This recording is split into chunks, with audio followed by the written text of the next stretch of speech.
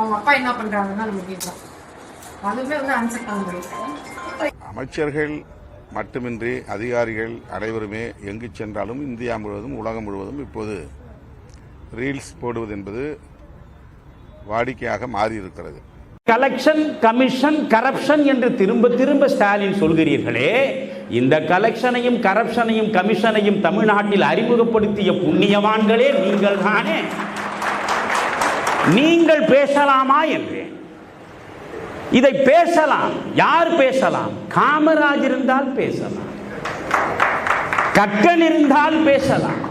500 ரூபாய் நோட்டுக்கும் 500 மில்லி சாராயத்திற்கும் ஒரு பிரியாணி பொட்டலத்திற்கும் தங்களை விற்றுவிடுகிறார்கள் என்று சொல்கிறீர்களே, இவர்களின் மூலம்தான் ஒரு மகத்தான மாற்றத்தை இந்த தமிழகம் சந்திக்கப் போகிறது. அவர்களுடைய நம்பிக்கைக்குரிய மனிதர்கள் இன்றைய அரசியல் உலகத்தில் இல்லை என்று கருதுவதனால், சரி கொடுப்பதை கொடுக்கட்டும், அதை வாங்கிக் கொள்வோம் என்று அவர்கள் கை நீட்டுகிறார்களே தவிர, அவர்கள் நெஞ்சில் ஏற்றி போற்றுகிற ஒரு மனிதன் மற்றும் அரசியல் களத்தில் வந்து நின்று விட்டார். நான் சத்தியமிட்டு சொல்கிறேன், தமிழகத்திலே உள்ள வாக்காளர்கள் பணம் குறித்து ஒருபோதும் சிந்திக்க மாட்டார். எம்ஜிஆர் அரசியலுக்கு வந்த பொழுது எம்ஜிஆர் பணம் கொடுத்தா வாக்குகளை பெற்றார்? எம்ஜிஆர் சாதியை சொல்லியா வாக்குகளை பெற்றார்? எம்ஜிஆர் மதங்களை பற்றி பேசியா வாக்குகளை பெற்றார்? யோசித்து பாருங்கள். ஒரு குறிப்பிட்ட சாதி கணிசமாக இருக்கக்கூடிய தொகுதியில் முற்றிலும் அந்த சாதியில் இல்லாத வேறொரு மனிதனை அங்கே கொண்டு வந்து நிறுத்தி அவனை வெற்றி பெறச் செய்யக்கூடிய சாதனை எம்ஜிஆருக்கு இருந்தது. எனவே எம்ஜிஆர் ஒரு மதம் சார்ந்தோ ஒரு சாதி சார்ந்தோ தன் அரசியலை நடத்தவில்லை. ஒருபோதும் வாக்காளர்களிடம் பணத்தை கொடுத்து அவர் வாக்குகளை பெறுவதற்கு முயன்றதே இல்லை. 1973 நடைபெற்ற திண்டுக்கல் தேர்தலில் ஆத்தூர் சட்டமன்ற தொகுதியில் களப்பணி ஆற்றியவன் நான், காமராஜரின் தொண்டனாக. என் கண் முன்னாலேயே பார்த்தேன். அந்த இரட்டை இலை சின்னத்தை ஒவ்வொரு பெண்மணியும் தன் இதயத்திலே முழுமையாக உள்வாங்கி வைத்துக் கொண்டார். தேர்தல் நடக்கிற நேரத்தில் எனக்கான வருத்தம் அப்பொழுது, திராவிட முன்னேற்ற கழகம் தண்டிக்கப்பட வேண்டும். எனக்கு அதில் 2 கருத்துக்கு எப்பொழுதும் இடமே கிடையாது. ஆனால் ஒரு மகத்தான தியாகி, தன்னலமற்ற துறவி, இன்னும் 1000 ஆண்டுகள் ஆனாலும் கூட இப்படி ஒரு மனிதனை சந்திக்க முடியுமா என்று நினைக்கக்கூடிய அளவுக்கு தன் வாழ்வை செதுக்கிக் கொண்ட ஒரு அரசியல் விஞ்ஞானி, அந்த காமராஜர் தோற்கடிக்கப்படுகிறார் என்கிற பொழுது, அந்த காமராஜருடைய வேட்பாளரும் தோற்கடிக்கப்படுகிறார் என்கிற பொழுது மனம் வெதும்பி போனேன். திண்டுக்கல் தேர்தல் முடிவை இன்றைக்கும் நீங்கள் எடுத்து பாருங்கள். அன்றைக்கு காமராஜர் தலைமையில் இருந்த ஸ்தாபன காங்கிரஸ் வேட்பாளராக NSV சித்தன் நிற்கிறார். இந்திரா காங்கிரஸ் என்கிற பெயரில் காங்கிரஸ் ஒரு வேட்பாளரை நிறுத்துகிறது. திராவிட முன்னேற்ற கழகம் ஒரு வேட்பாளரை நிறுத்துகிறது. தேர்தல் முடிவு வந்த பொழுது காமராஜருடைய ஸ்தாபன காங்கிரசும் இந்திரா காங்கிரசும் கலைஞருடைய திராவிட முன்னேற்ற கழகமும் பெற்ற வாக்குகளை கூட்டினால் கூட எம்ஜிஆருடைய வேட்பாளர் பெற்ற வாக்குகளுக்கு பக்கம் வர முடியவில்லை. வார்த்தை தான் வாழ்க்கை. ஒரு மனிதனை வாழச் செய்வதும் அவன் வாயிலே இருந்து வரக்கூடிய வார்த்தை தான். ஒரு மனிதனை வீழ்த்துவதும் அவன் வாயிலே இருந்து வரக்கூடிய வார்த்தை தான். அதனாலே தான் பைபிளில் கர்த்தர் மிக அழகாக சொல்கிறார், வாய்க்குள்ளே செல்லக்கூடிய எதுவும் உன்னை தீட்டுப்படுத்தாது, வாயிலிருந்து வெளியே வரக்கூடியதுதான் உன்னை தீட்டுப்படுத்தும் என்கிறார். ஒவ்வொரு வார்த்தையையும் நாம் பார்த்து பயன்படுத்த வேண்டும். 50 ஆண்டு காலத்திற்கு மேல் நான் அரசியல் உலகத்தில் என் விமர்சனங்களை வைத்திருக்கிறேன். இந்திரா காந்தியின் நெருக்கடி கால கொடுமைகளை எதிர்த்து 4 சுவர்களுக்கு நடுவே நான் நாக்கியாகம் நடத்தி இருக்கிறேன். இதுவரையில் எந்த ஆட்சியும் எனக்கு எதிராக ஒரு வழக்கை வைத்ததே கிடையாது. ஒரு வழக்கையும் நான் சந்தித்தது கிடையாது. காரணம், உண்மை பேசுகிறேன். அதுதான். இதே பைபிளில் ஒரு வாசகம் இருக்கிறது, பேச வருகிற ஒவ்வொருவரும் அந்த பைபிள் வாசகத்தை படித்து நெஞ்சிலே நிறுத்தி அதற்கு பிறகு பேச வேண்டும். ஆதியில் வார்த்தை இருந்தது, வார்த்தை கடவுளோடு இருந்தது, வார்த்தையே கடவுளானது. இதுதான் பைபிள் வாசகம். ஆதியில் வார்த்தை இருந்தது, வார்த்தை கடவுளோடு இருந்தது, வார்த்தையே கடவுளானது. வார்த்தை எப்படி கடவுளா? கடவுளுக்கான இலக்கணம் என்ன? கடவுளால் ஆக்கவும் முடியும், அழிக்கவும் முடியும், இல்லையா? அப்படித்தான் நம் வாய் வழியாக வரக்கூடிய வார்த்தை நம்மை ஆக்கவும் செய்யும், அழிக்கவும் செய்யும். எனவே பார்த்து பேச வேண்டும். நாளைக்கு சமூக வலைத்தளங்களில் என்னென்ன இழிந்த சொற்கள் என் மீது பாயும் என்பதை நான் அறிவேன். அது குறித்து நான் கவலைப்படவில்லை. வான்மீகி ராமாயணத்தில் குகன் பேசுவதாக வான்மீகி அழகாக எழுதுவான். ஆகாயத்தை நோக்கி சேற்றை எடுத்து எவன் வீசினாலும் அது ஆகாயத்தை அசுத்தப்படுத்தாது, வீசுபவனுடைய கைகளில் தான் நாற்றத்தை கொடுக்கும். எனவே ஆகாயம் போல் பரிசுத்தமாய் நிர்மலமாய் நம்முடைய வாழ்வை நாம் சமைத்துக் கொண்டால் எவர் குறித்தும் எது குறித்தும் நாம் கவலைப்பட வேண்டிய அவசியமே கிடையாது. விமர்சனங்களாலே ஒவ்வொருவனையும் வீழ்த்திவிட முடியும் என்று நினைப்பவர்கள் மனநோயாளிகள். மனநோயாளிகள். இன்றைக்கு சமூக வலைத்தளங்களில் எழுதக்கூடியவர்களுடைய பல எழுத்துக்கள் கழிப்பறை எழுத்துக்களை விட மோசமாக இருக்கின்றன.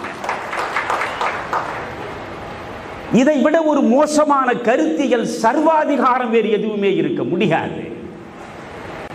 நான் முன்வைக்கக்கூடிய கருத்துக்கு மாற்றாக ஒரு கருத்தை எவன் வைத்தாலும் அவனை இழித்தும் பழித்தும் நாங்கள் எழுதுவோம் என்று சிந்திக்கக்கூடிய மனிதர்கள், மாற்று கருத்துக்கு இடமே இல்லை என்று கருதக்கூடிய மனிதர்களை விட மோசமான பாசிஸ்டுகள், மோசமான சர்வாதிகாரிகள் யாருமே கிடையாது. இன்றைக்கு தமிழ்நாட்டில் அப்படிப்பட்ட கருத்தியல் சர்வாதிகாரிகள் உருவெடுத்திருக்கிறார்கள்.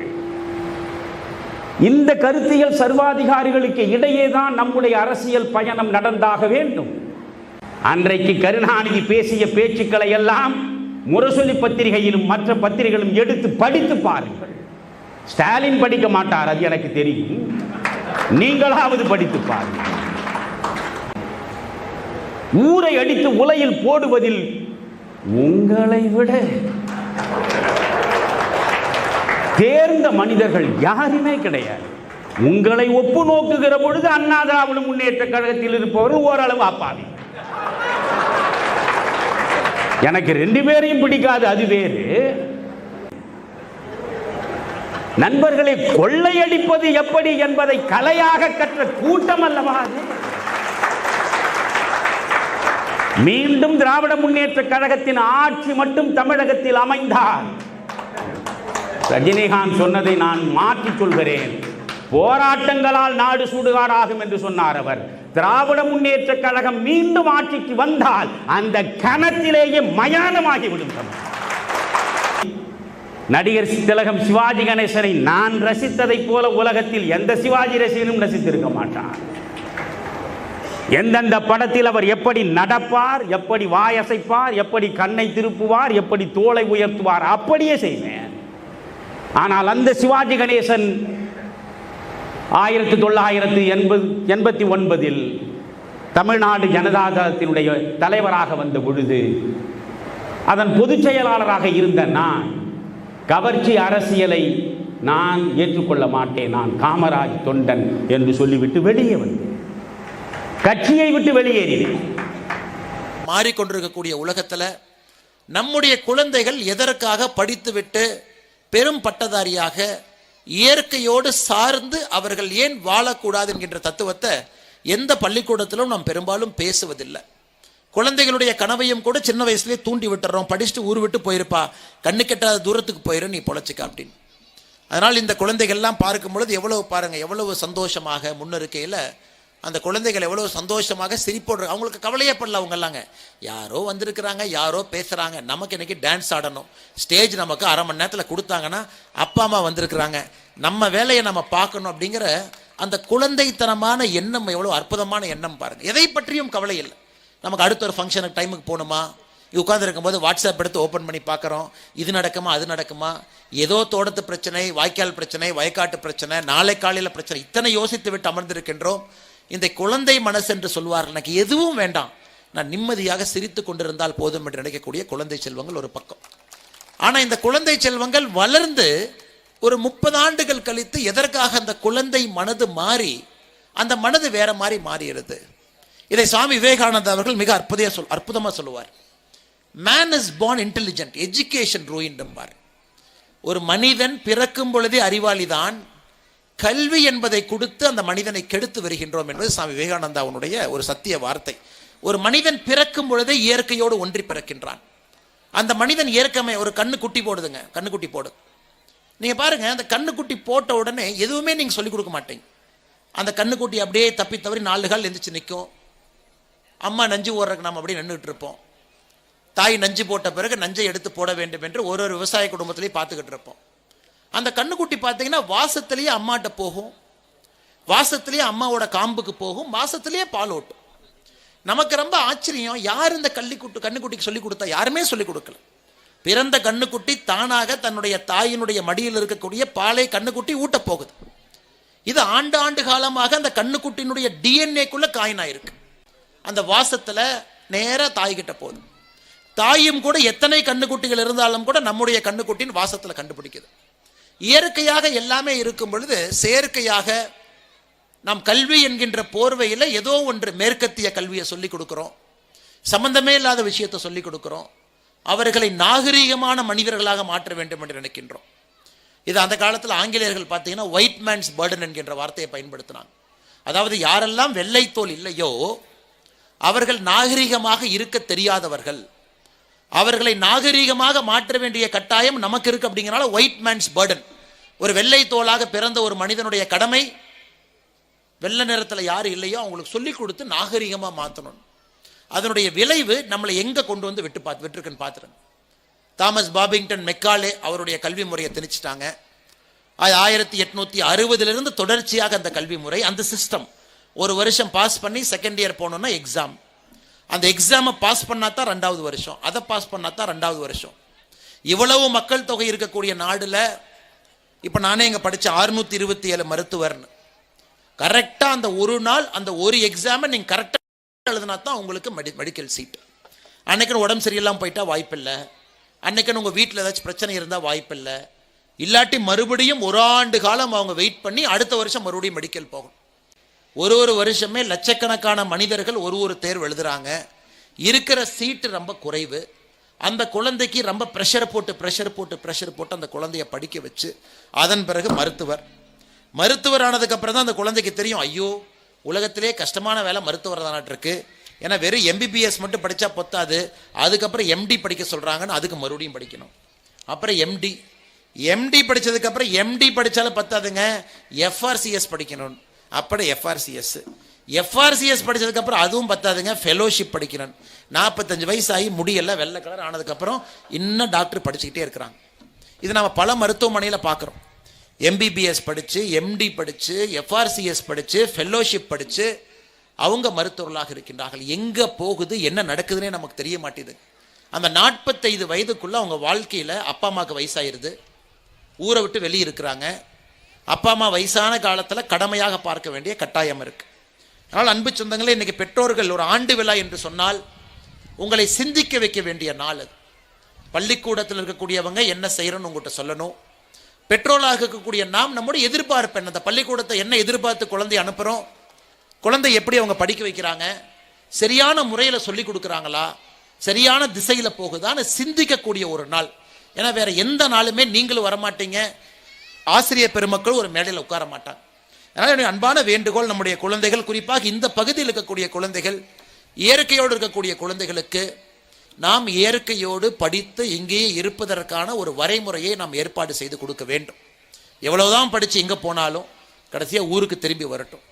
எவ்வளவுதான் படித்து எங்கே போனாலும் அவர்களுடைய உணவை அவர்களே உற்பத்தி செய்வதற்கான ஒரு கல்வித்திறனை நாம் ஏற்பாடு செய்து கொடுக்க வேண்டும். அவங்க உணவை அவங்க உற்பத்தி பண்ணிக்கணும். நெல் போடுறாங்களா, அரிசி போடுறாங்களா, காய்கறி தோட்டம் வைக்கிறாங்களா, பழத்தோட்டம் வைக்கிறாங்களா, அவங்க சாப்பாட்டை அவங்களே உற்பத்தி பண்ணக்கூடிய அளவுக்கு திறன் இருக்கா, இதையெல்லாம் நீங்கள் நிச்சயமாக இந்த நாளில் கொஞ்சம் யோசிக்க வேண்டும் என்பது என்னுடைய அன்பான வேண்டுகோள்.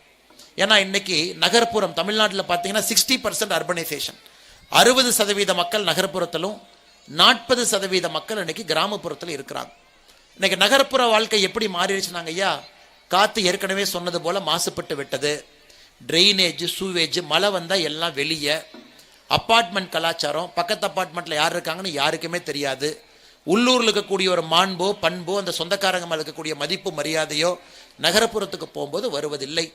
அதனால் இந்த குழந்தைகள் இன்னும் 20 ஆண்டுகள் கழித்து வருவதை நான் பேசிகிட்டு இருக்கிறேன். எனக்கு சின்ன குழந்தைங்களா இருக்கிறாங்க. இன்னும் 20 ஆண்டுகள் கழித்து இந்த உலகம் எப்படி மாறி இருக்குன்னு பாருங்க. முழுமையாக சமுதாய கட்டமைப்பு மாறி இருக்கும், முழுமையாக இந்த குழந்தைகள் வாழ்க்கையை பார்க்கக்கூடிய விதம் மாறி இருக்கும். அதையெல்லாம் இப்போ யோசிச்சு இந்த குழந்தைகளை இயற்கையோடு வளர வைத்து, இயற்கையோடு ஒன்ற வைத்து, எங்கே படித்து எங்கே போனாலும் உள்ளூர் முக்கியம் என்பதை நாம் விதைக்க வேண்டும்.